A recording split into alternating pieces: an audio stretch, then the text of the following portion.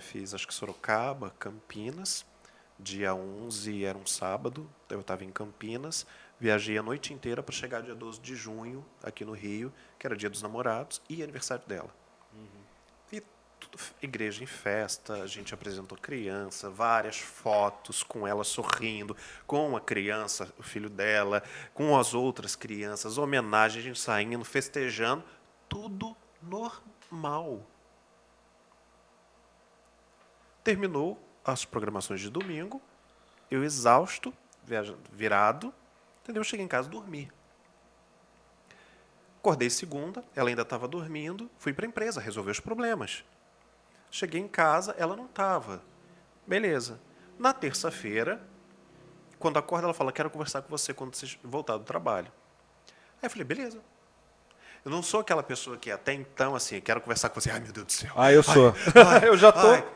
Eu já tô tenso, imagina. Então, mas não, eu estava de boa. Não, beleza, quando chega, eu converso. Quando eu chego, os funcionários não estavam mais em casa, não tinha ninguém. E a gente tinha governanta, tinha motorista, tinha jardineiro, tinha, né? Sim. Não tinha ninguém. E aí ela estava sentada num sofá cinza que a gente tinha na sala, e ela falou assim, aí eu quero conversar com você. E aí quando ela fala que a criança tinha sido estuprada, e aí eu levanto, eu pulo, eu entro no Nossa, já me desespero. dá um, né? E aí eu começo a perguntar onde está ele. Sabe? Porque nesse momento é um misto de cadê a criança? Vamos, tá bem? Vamos E proteger quem primeiro. fez isso? Sim. Porque você não sabe se você vai pro hospital ou você vai em cima do sujeito. Naquela hora eu queria ir em cima do sujeito também. Porque assim, você não lembra que você é pastor? Eu já estava imaginando, quebrando, sei lá, posso não ter força, mas eu pegava uma cadeira, não interessa, eu quebrava a pessoa, e aí ia para a delegacia com a pessoa, quebrava e me integrava. Olha só, ele estuprou, não interessa, estou aqui, estou me entregando porque eu espanquei o sujeito. Mas e também onde está, onde está? E aí ela falou, foi você. Ué. Aí eu comecei a rir. A sua reação foi essa, né? Dar Eu risada. comecei a rir. E aí eu comecei a falar, beleza, pode sair, porque eu achei que eu estava num programa de TV. A gente já tinha passado por pegadinhas de programas de TV, e mesmo que essa era totalmente sem noção, porque não se deve brincar com uma coisa dessa, mas a minha reação era, não, era a única forma de me pegar. Então, cadê? Eu, assim, idiota, na sala, olhando, cadê a câmera? Assim. Literalmente. E não tinha câmera. E não tinha mais ninguém na casa. Eu falei, você tá falando sério? Ela, tô saindo de casa. Isso era terça-feira. 2 dias depois do... 2 dias depois da gente estar em festa. Não sei o que. Ela dormiu comigo na cama. Segunda, ela dormiu comigo. Sim. Entendeu? E pra falar, não, você vem estuprando ele há muito tempo. Que isso? Eu já estou investigando isso há meses. Pô, tu tá investigando há meses e dorme comigo? Nossa. Tu tá investigando há meses e tira foto comigo? Tinha um grupo no WhatsApp, ela chamando a galera pra festa dela, que era no domingo, a comemoração. Quer dizer, teu filho está sendo estuprado e você está programando uma festa? Não. E aí ela saiu de casa, foi para um hotel, eu subi para o andar das suítes, tentei entrar em contato com os líderes dela, que aconselhava, falei, olha, está acontecendo alguma coisa estranha. Os líderes, você diz da igreja. São da igreja. Na realidade não são os líderes da igreja, porque nós éramos os líderes. Então. Mas ela tinha um casal de pastores de Dallas que ela respeitava muito e ouvia conselhos deles. Então, no entanto que a gente vivia indo a Dallas para estar com eles vinham. E aí eu liguei para eles. Na realidade eu mandei um chat no WhatsApp, abri o computador, chamei no WhatsApp e falei, está acontecendo alguma coisa estranha. Alguém plantou alguma ideia louca na cabeça dela, porque eu nunca ia imaginar que ela ia fazer isso. Eu achava que ela estava sofrendo a influência de alguém. Sim. E aí, sabe o que esses líderes disseram? Ah. A gente não vai se envolver. Que isso? Muito tempo depois eu descobri que eles estavam envolvidos na armação. Entendeu? Eles sabiam de tudo já. O engraçado é que quando na delegacia, quando os meus aparelhos estão todos lá, alguns dias depois, e eles pedem assim, a gente vai periciar, você pode dar a senha ou não. Eu falei, não, pode pegar a senha. Eu dei a senha, quando abre, a tela está lá, minha conversa com os líderes dela. Justamente, a tela Onde aberta. parou? Onde parou. Eu falando, aconteceu alguma coisa, ela está sendo influenciada. No entanto que abriu, eu falei, putz, olha isso. Entendeu? E aí, eu não sabia o que fazer. E aí eu falei, sabe de uma coisa? Aí eu peguei a Bíblia, eu li, orei, comecei a questionar a Deus algumas coisas, falando, Deus, o que está acontecendo? Que loucura é essa? E aí ela sempre tomou muito remédio controlado. Ela tomava muito remédio. E aí eu falei, putz, por conta do problema da gravidez ou porque... Não, porque não dormia, ou não, sei lá, tomava muito remédio. Tá. E aí ela ia naqueles psiquiatras que praticamente só tira receita. Ah, quero esse. Aí ela tinha lá os dela. E uma pessoa que nunca tomou, quando toma, dá um rebote lá, né? E aí eu vi o Rivotril dela. Todo mundo conhece Rivotril. Eu falei, vou tomar isso aqui. Porque ela falou, volto na sexta-feira pra gente decidir o que faz. Pô, terça-feira à noite. Terça-feira à noite. Eu falei, eu preciso me acalmar, senão eu vou fazer besteira. Mas você estava pensando em fazer alguma besteira? Ou... Não, eu tava... Você estava... Não, eu estava pensando... antecipando. Não, fazer besteira no sentido assim, de contar para alguém o que estava acontecendo. Eu não queria expor a minha família. Tá. Entendeu? Ou bater no hotel que ela estava, sabe? Eu não queria expor essa situação, porque eu imaginava que ela ia falar besteira isso e voltar no dia seguinte, ou 2 dias depois, ou até mesmo na sexta-feira voltar e falar, desculpa, me perdoe, eu me deixei levar e eu estava sensível, seja o que for, o problema e tal, e me perdoem. Eu estava crendo nisso. Então, para que eu ia ligar para os meus amigos, ou até mesmo procurar a polícia, já que a criança foi estuprada, entendeu? De uma coisa que eu acreditava que naquela semana ia se resolver. Não, e você sabia que não era você. Exatamente. Mesmo assim, então, em tese, não haveria nenhum estupro, porque não foi você, e você está sendo acusado. Então... mas se a criança foi estuprada, Sim. alguém tem que ser. Então, assim, eu não queria expor, até porque pessoa pública, qualquer coisinha aparece na mídia. Claro. Eu falei, não, até o final de semana, ela já viu que isso é impossível. Aí eu peguei o remédio dela e tomei uma dose forte. E deixei 2 bilhetes em casa. Um para ela e um para os funcionários. Para os funcionários eu disse, olha, eu tomei um remédio para dormir, tá tudo bem. E para ela eu falei, eu amo vocês, jamais isso vai acontecer e tal. Só que eu tomei um remédio forte, tomei, acho que, sei lá, quase meio vidro de Rivotril. Pô. Então apaguei. Mas ela tomava 100 gotas. Depois eu descobri, né, hoje em dia eu faço tratamento. Mas, por exemplo, o meu psiquiatra, eu não tomo Rivotril, mas ele fala assim, numa crise de pânico, porque eu desenvolvi várias coisas, ele fala, você toma 3 gotinhas. Ela tomava 100? Ela tomava 100. Então... E não dormia. Caraca. Então, assim, qual era a medida de muito? Sim, eu virei. A minha mãe também era viciada em calmante, então sofri bastante. Mas, enfim. Tá. E aí eu dormi. Só acordado de manhã com os funcionários, com uma ambulância da SAMU, para me levar para o hospital. Aqui, o Lourenço Jorge, na Barra. Só que eu acordo, eu tô meio grogue, mas eu tô entendendo as coisas. No entanto, que eu escolho um casaco, entendeu? Eles me levam, me apoiando só, não sou levado na maca. Eu desço as escadarias de casa, são vários andares de escada, entendeu? Porque a casa também é alta, é numa pedra. E aí o meu motorista traz um casaco, eu falo, não, eu quero aquele outro, e não sei o quê. A gente está falando de junho, estava frio no Rio. Sim, é como agora. E aí eu entro na ambulância, ele me leva para o Lourenço Jorge, e eu lá tomo soro. Porque o médico fala, não, ele está bem, e me dá um atestado dizendo 2 horas depois, mais ou menos assim, que eu estava perfeito. Não precisava nem sequer fazer lavagem. E eu viro para o meu motorista. Porque teve uma questão de relacionar com suicídio. Exatamente. E quem precisa fazer a lavagem é quem tomou o suficiente. Você quer tomar alguma coisa? Não. Tá. Só para explicar, né? Tipo, Quem tem que fazer lavagem é que tentou, de repente, suicídio. Tomou uma quantidade que tomou uma dá quantidade risco muito grande e aí tem que fazer a lavagem, que é literalmente tirar o medicamento do estômago. organismo. Então, eu só lembro que quando eu cheguei eu ainda estava muito grogue. O meu motorista ele ficava com o meu telefone botando o meu dedo. Porque ainda não existia a tecnologia de FaceTime. Né? Tá dando interferênciazinha. Tá. E aí ele colocava meu dedo e pedia para eu repetir algumas coisas. Mas eu não sabia o que era. Porque eu cheguei grogue, então eu ficava sonolento e tal. Mas, beleza. Quando terminou, eu nem lembrava que ele tinha pegado meu telefone e tal.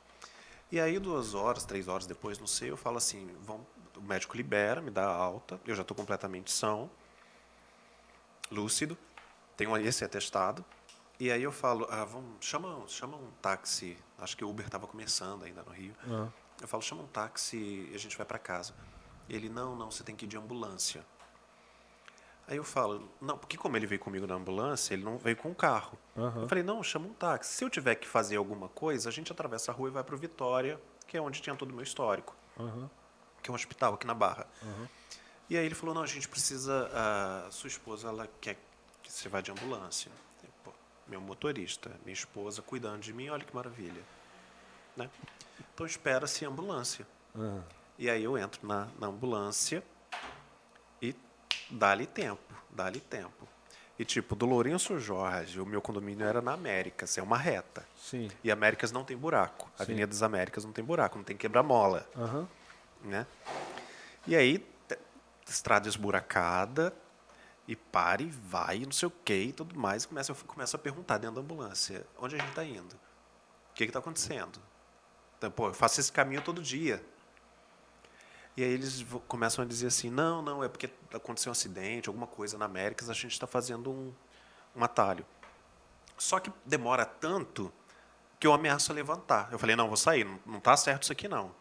Quando eu ameaço a levantar, alguém, para mim era um enfermeiro, não sei, me aplica alguma coisa no braço. Eu apago, acordo no dia seguinte, amarrado numa maca só de cueca, dentro de um hospício. Com pessoas gritando na sala, esfregando fezes. Hospício mesmo? Hospício, na realidade, é uma clínica de reabilitação. Que quando você entra tem quadra, tem recreação, tem jardim, tem não sei o quê. Só que lá no fundão, onde ninguém sabe, tem 2 celas. Onde eles tratam com muito carinho as pessoas. Entendeu? E lá eu fiquei amarrado e quando eu acordo amarrado, semi-nu, naquele lugar, a primeira coisa que eu imagino, fui sequestrado. E aí quando eu vejo alguém de uniforme, não sei o quê, eu começo, senhor, não sei o quê e tal, e peço para falar, liga para os meus funcionários, liga para o meu assessor, liga para minha família. E aí começa uma lavagem cerebral em mim, dizendo, olha, você não tem família, a gente achou na rua, você é indigente, você tentou contra a própria vida, então a gente está aqui para cuidar de você. Só que a pessoa ficava 24 horas, só trocava de pessoa, né? Do meu lado falando isso, drogas o tempo inteiro e uma televisão de tubo chiando no máximo. Nossa, isso é tortura, cara. Eu não posso ouvir som estridente até hoje. Qualquer som estridente? Qualquer som estridente. Existe uma frequência que eu entro em pânico. Entendeu? Não deixa entrar interferência aqui não, hein? Aí eu Pelo começo amor a de tremer, Deus. suar, me mijar. Caramba, cara. A gente... Eu brinco, mas assim, é uma coisa que... Hoje eu falo assim... Porque eu vejo que você fala tranquilo. Eu falo que o humor é o último estágio da dor. Então sempre que eu tô com alguma coisa muito nervosa, muito séria pra contar, eu faço uma piada. Entendi. Então estamos esperando a piada. Mas e aí, cara? Você acorda nesse pesadelo. É um pesadelo, né? E aí você começa realmente a se esquecer das coisas? Ou... 8 dias depois eu já não acreditava que eu era mais Felipe. Eles tinham me quebrado. Eu tinha momentos de lucidez. Lembra que eu falei que eu, quando criança, eu decorava versículos da Bíblia? Sim. Então eu ficava recitando, porque eu não sabia mais o que era dia, o que era noite, nada. Você ficou o tempo todo dentro dessa sala? Dentro dessa cela. Cela, desculpa. Amarrado. Torturado. É uma tortura, se chama, hoje eu sei, estudei sobre isso, e é o que eles chamam de gaslight, é uma tortura que foi muito usada na Segunda Guerra pelos nazistas para reprogramação cerebral.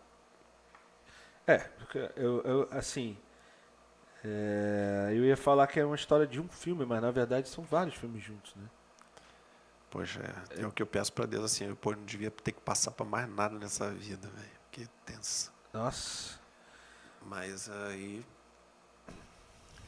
eu levei quase 3 anos para poder enfrentar essa mulher que fazia essa tortura comigo, que é desse tamanho.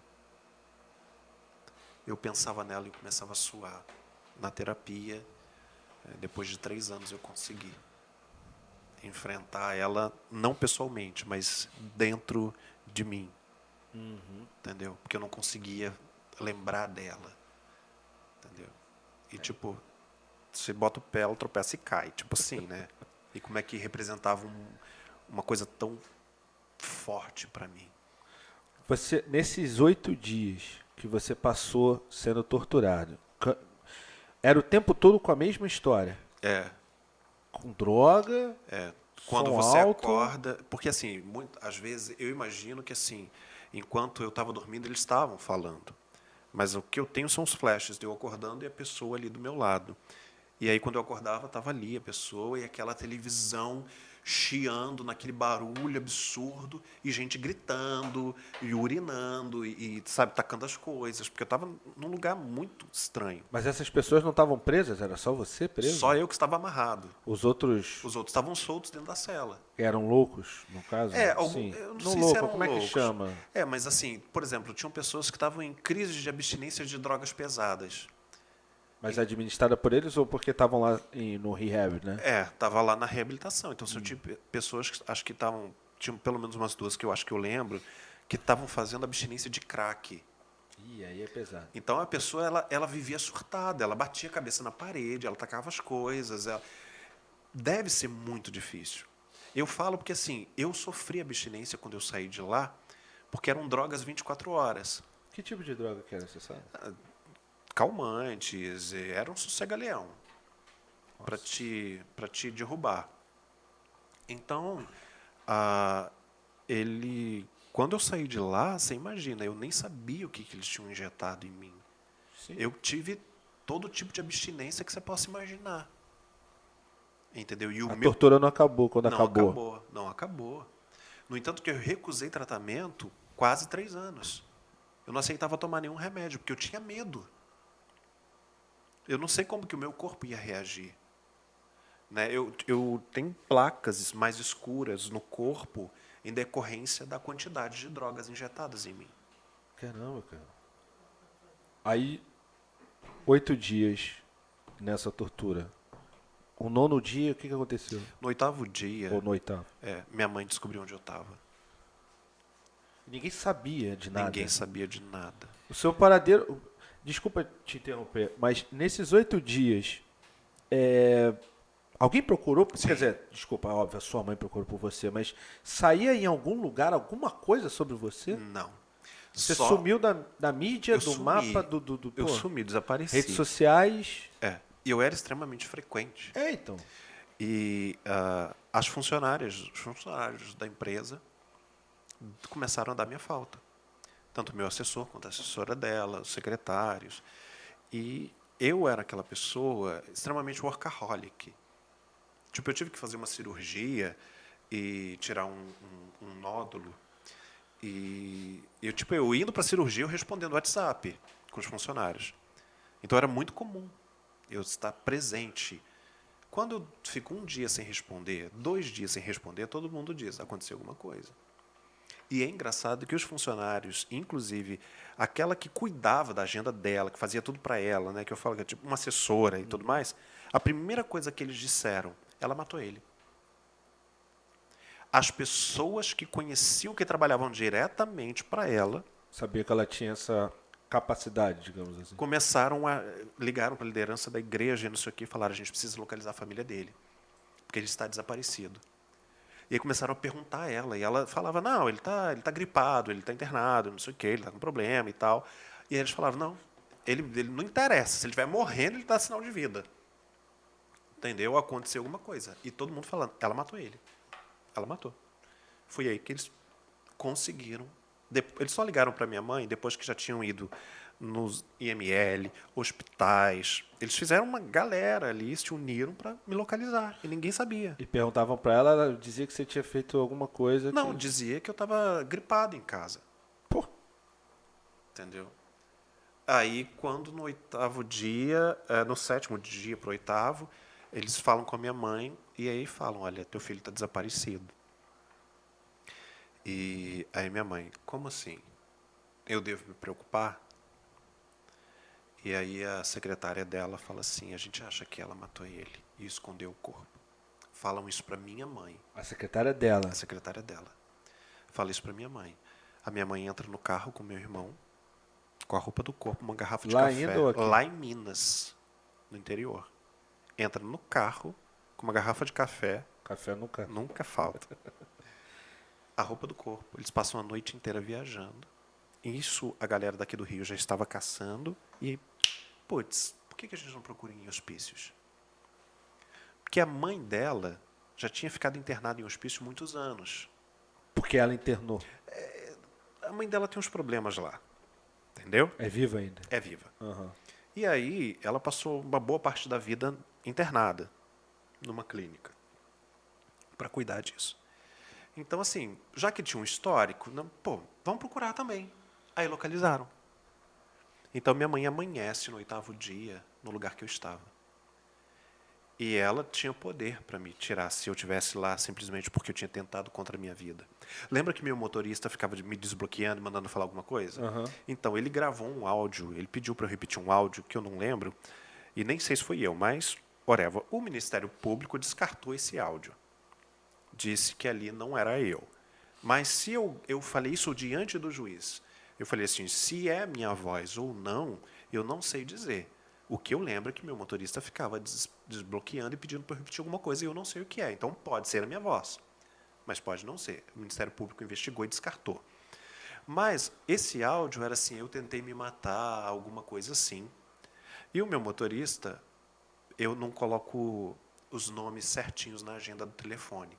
Eu coloco só o primeiro nome para evitar. Sim. Né?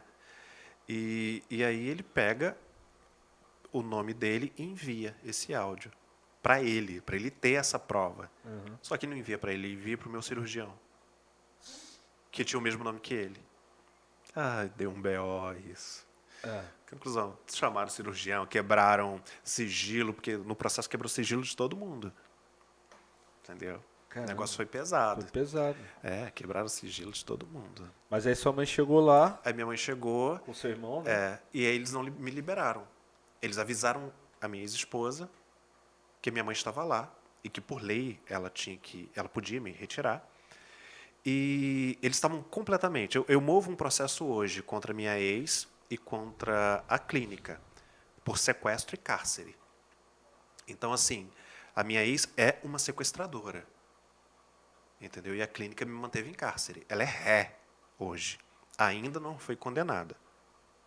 Entendeu? Ainda. Nenhuma instância ainda? Não, ainda não.